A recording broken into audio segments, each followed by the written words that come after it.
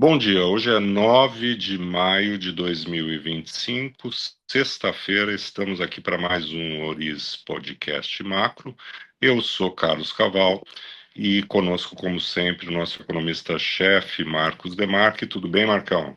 Tudo certo, Carol, e você? Tudo tranquilo.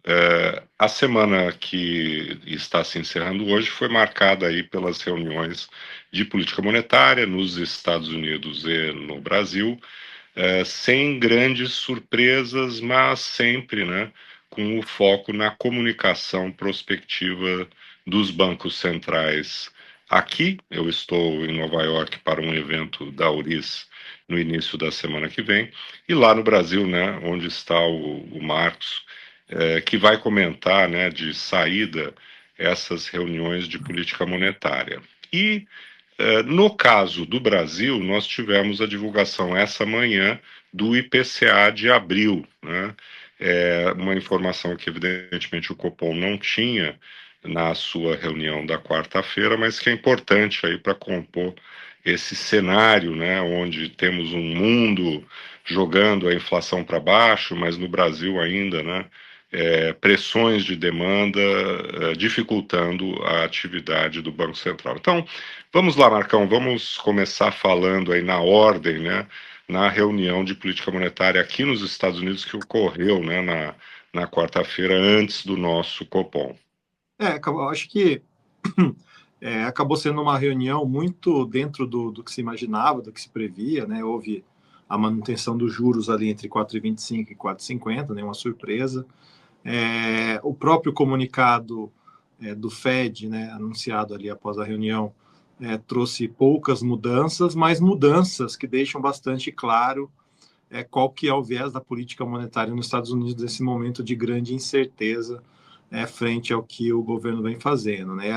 O interessante é que no trecho que foi inserido ali no comunicado frente, né, o que a gente teve no comunicado na reunião anterior, o colegiado do Fed colocou ali que existem tanto riscos altistas para a taxa de desemprego, né, como riscos altistas para os preços advindos aí das tarifas, né? Então, na hora que você tem esses dois vetores sendo colocados como risco, numa direção de desacelerar a economia e o outro na direção de aumentar preços, meio que fica um que se anula, meio que anula o outro, né? E o que deixa claro que o Fed nesse momento vai ficar muito mais numa postura de acompanhar o desenrolar da história inteira aí em cima da nova política econômica americana, Caval. E tanto é que uma das frases que foi repetida pelo presidente do Fed na entrevista coletiva após a decisão, né, é de que o Fed está bem posicionado, né, para acompanhar esse desenrolar dos anúncios do Trump e seus impactos sobre a economia, né? Até em certo momento, o presidente, né, o Jay Powell, falou que os custos de se esperar, né, as consequências do que está sendo feito, né, são baixos. Ou seja, né, nesse momento, o mais prudente por parte da autoridade monetária é aguardar o que vai de fato acontecer na economia real. Mesmo porque, Caval, tem um ponto muito interessante e que foi abordado pelo presidente na ocasião, de que, embora a gente tenha os indicadores de confiança nos Estados Unidos dos consumidores, dos empresários, do mercado financeiro bastante afetados pelas decisões do Trump, né? O link, né, a ligação entre esses indicadores de sentimento e os indicadores de atividade, né, o hard data, né, aquilo que vai de fato alimentar as estatísticas do PIB, esses links são muito frágeis, e especialmente frágeis desde a pandemia. Então, não dá para se tomar a valor de face essa queda expressiva dos indicadores de confiança como sendo um grande indicador de impacto na atividade real nos Estados Unidos. Tanto é que, se a gente pegar a sexta-feira passada, tivemos já um dado de mercado de trabalho de abril que mantém-se resiliente, os pedidos semanais de seguro-desemprego, que é um dado de alta frequência muito relevante, mostrando aí que não aumentou o número de demissões na economia americana, pelo menos olhando aí as últimas semanas. Então, do ponto de vista prático, os indicadores não têm mostrado nenhuma novidade, já passados, transcorridos aí um mês, 45 dias das políticas que o Trump vem defendendo. E aqui, só para fechar, Caval, como a gente tem visto em alguns estudos, né, se a gente pegar episódios passados, onde a gente teve um grande choque sobre os mercados, algum choque sobre a economia, né, ao longo das últimas décadas, os dados reais, né, os dados da atividade econômica, acabam demorando alguns meses para capturar, se é que vão capturar, a piora que a gente teve de sentimento nas últimas semanas. Então, tudo que eu quero colocar aqui é que talvez a gente precise acumular em mais dados durante 1, 2, 3 meses antes de cravar aí exatamente o que é o impacto efetivo do que o Trump vem fazendo nos últimos meses. Uhum.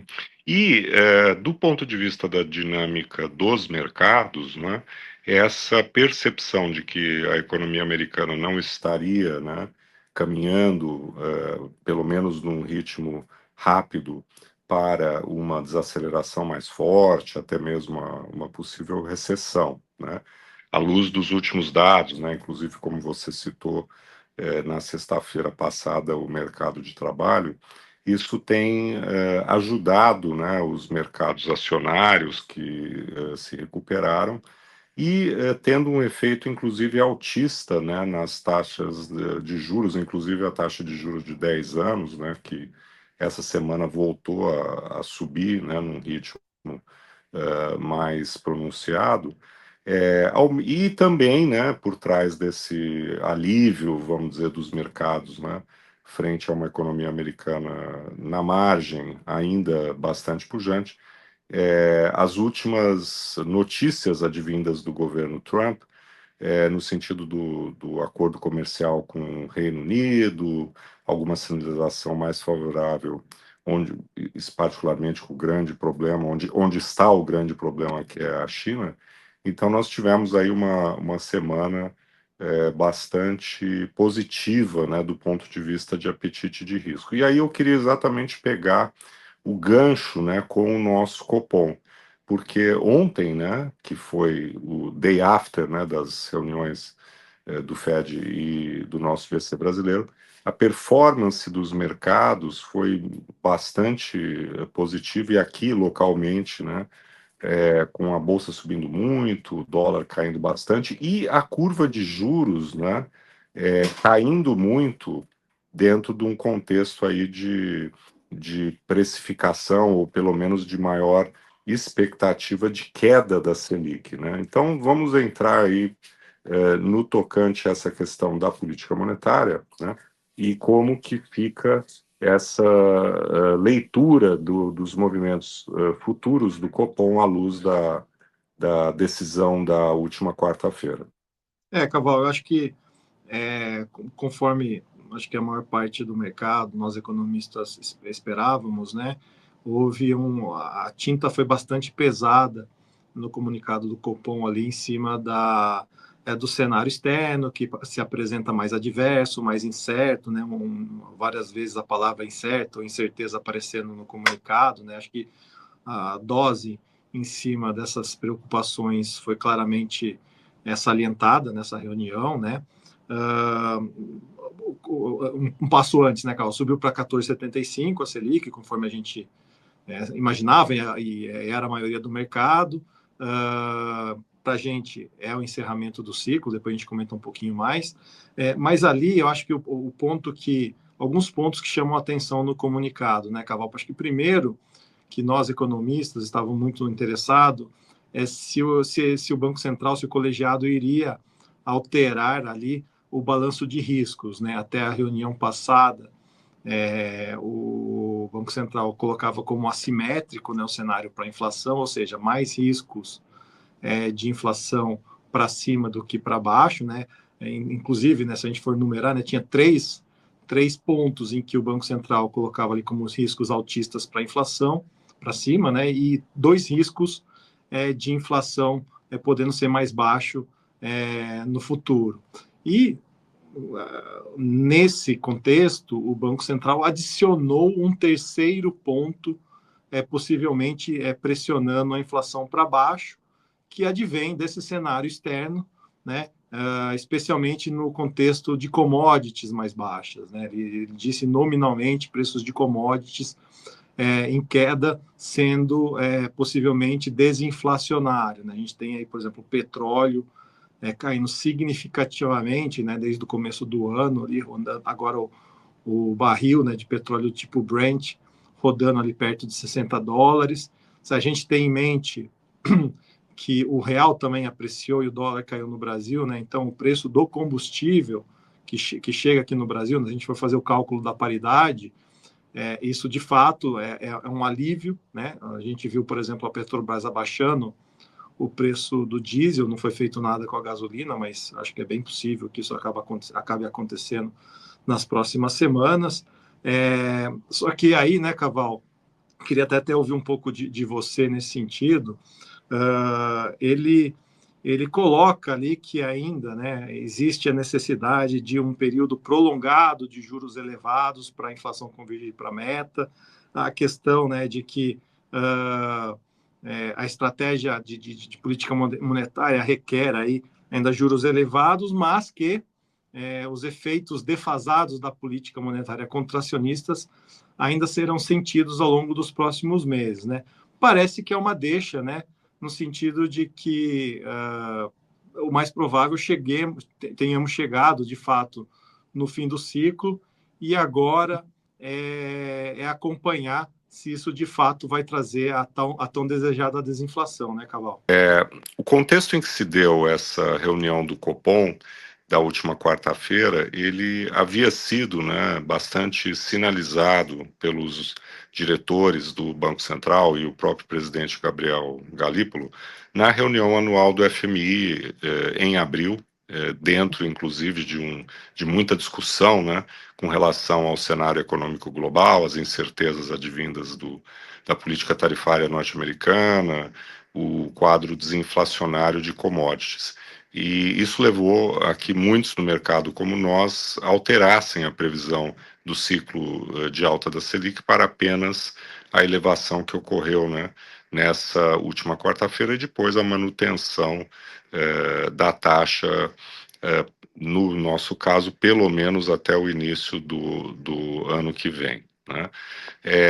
Vamos ter mais elementos a esse respeito na divulgação da ata da reunião na semana que vem, até porque houve alguns que tenham lido que o ciclo ele pode não ter se encerrado, né? Embora, né, Marcos, tudo que você falou sobre balanço de riscos e tudo mais leve, né, a maioria dos analistas a imaginar que o plano A do Banco Central é a manutenção da Selic por um período prolongado, há quem ainda, né, julgue que a inflação possa levá-lo, né, a fazer uma alta adicional na próxima reunião. Agora, o importante aqui é termos em mente o quanto, né, esse quadro desinflacionário global, né, nos ajuda no contexto da desinflação, né, aqui no Brasil e na convergência, né, da inflação para a meta, o que passa em grande medida pelas expectativas de inflação que ainda estão muito elevadas, né?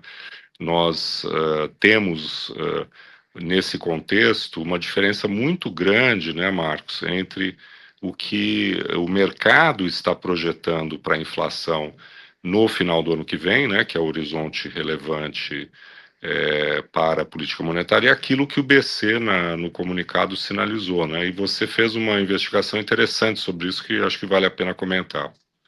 Então, o ponto aqui, Caval, é o seguinte, né? A gente está aí a 18 meses do final do ano que vem, né? Que é o horizonte de política monetária relevante agora, né?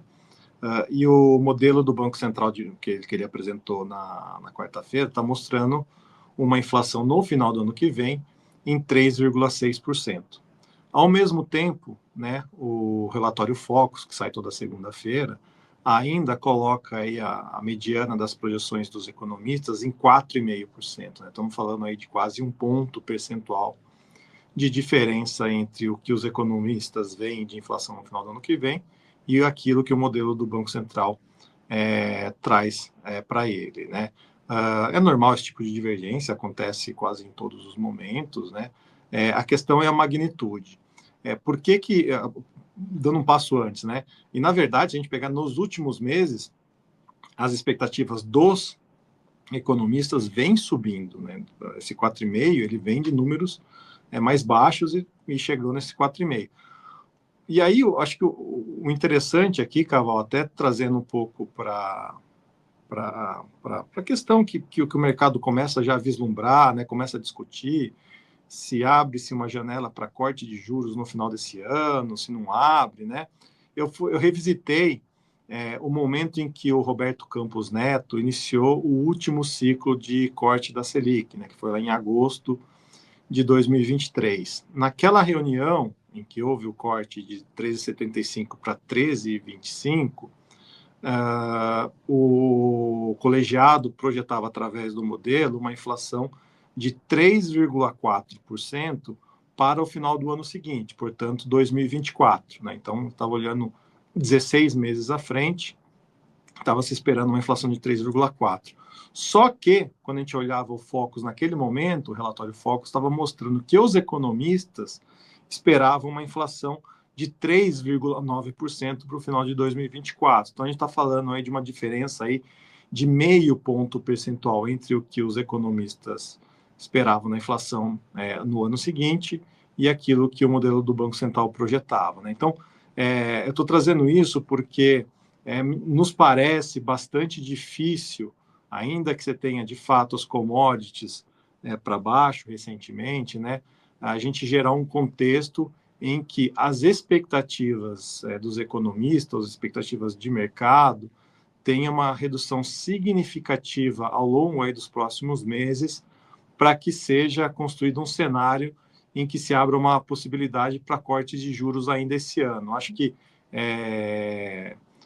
e claramente aqui a gente está falando da questão de que ainda existem estímulos fiscais na economia que estão entraram e entrarão, né, ano que vem, por exemplo, no ano da eleição, o que dificilmente fará com que as expectativas sejam reancoradas. Então, é um pouco desse tipo de análise que a gente traz aqui para sedimentar o nosso cenário aqui, que parece ser improvável que se abra uma janela aí de oportunidade para se reduzir ainda juros esse ano, né, Caval? E, de fato, né, esse quadro, essa dicotomia, né, entre aquilo que vem lá de fora, que é favorável, né, e a queda da inflação, e aqui dentro, né, os desafios cada vez maiores que o Banco Central enfrenta para desinflacionar a economia, esse quadro, ele, nessa semana, né, em particular, ele se mostrou, ele mostrou, vamos dizer assim, toda a sua realidade, a sua complexidade. Não só por conta dos dados do IPCA que saíram hoje, né, que você vai comentar, como também por conta dos dados que saíram ontem de produção industrial, surpreendentemente forte no mês de março, né? A produção industrial que vinha dando sinais bastante fracos, né, no final do ano passado e que voltou, né, a se intensificar ao longo desse último primeiro trimestre, né, encerrado com o dado de ontem, né, relativo a março, né. Agora, é claro que no final tudo isso se resume à própria inflação, né, no final é a meta, né, que o BC persegue, né. E hoje o que o IPCA mostrou não ajudou, não foi isso? Sim, sem dúvida. Embora o número cheio tenha vindo bastante em linha com o que o mercado esperava, né? No mês de abril, frente ao mês de março, a alta foi de 0,43%, exatamente o que o mercado esperava. Mas quando a gente olha a abertura dos números, né, Caval, principalmente serviços, outras métricas subjacentes piores, né? Por exemplo, a média de núcleos, né, que é uma das métricas que o Banco Central acompanha, foi ali ou em linha, um pouquinho acima do que o mercado esperava, não fez grande diferença, mas quando a gente olha, por exemplo, serviços subjacentes, a inflação de serviços subjacentes, teve uma variação de 0,61% no mês contra mês. O mercado esperava 0,50, então foi um tantinho mais acima do que a expectativa. Em 12 meses, a inflação de serviços subjacentes está rodando em 6,7. No mês anterior estava em 6,4. É o patamar mais alto desde meados de 2023.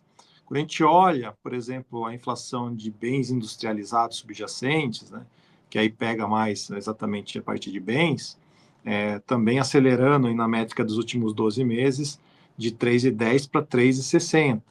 Né? Então, quando a gente olha as principais aberturas da inflação corrente, todas elas apontando para cima nas métricas de 12 meses acumulado. Né? Então, fugindo bastante, desgarrando, vamos dizer assim, daquele patamar da onde o Banco Central está tentando trazê-la. Né? Então, acho que continua bastante preocupante esse cenário da inflação corrente, o que dificilmente vai ser revertido de maneira significativa no curto prazo, ainda que, né, que a gente possa ter algum benefício aí vindo de alguma mudança nos preços de commodities, impactando os preços de energia. É isso aí. Então, temos aí um cenário internacional que, de uma maneira bastante confusa, atabalhoada, né, cria uma vertente do ponto de vista da nossa inflação que é favorável, né? O Banco Central se apoiou nesse contexto e optou, né, provavelmente em interromper, em finalizar o ciclo de alta da Selic, mas os desafios domésticos aqui continuam.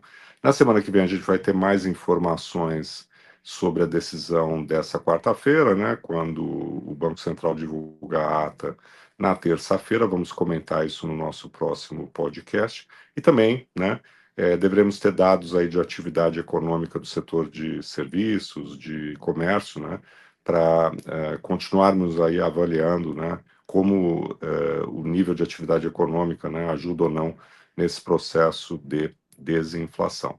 Ficamos por aqui, como sempre agradecendo aí a presença de todas e todas que nos prestigiam aí com a participação no nosso Ulisses Podcast e desejamos aí um ótimo fim de semana para todas e todos. Até a próxima semana.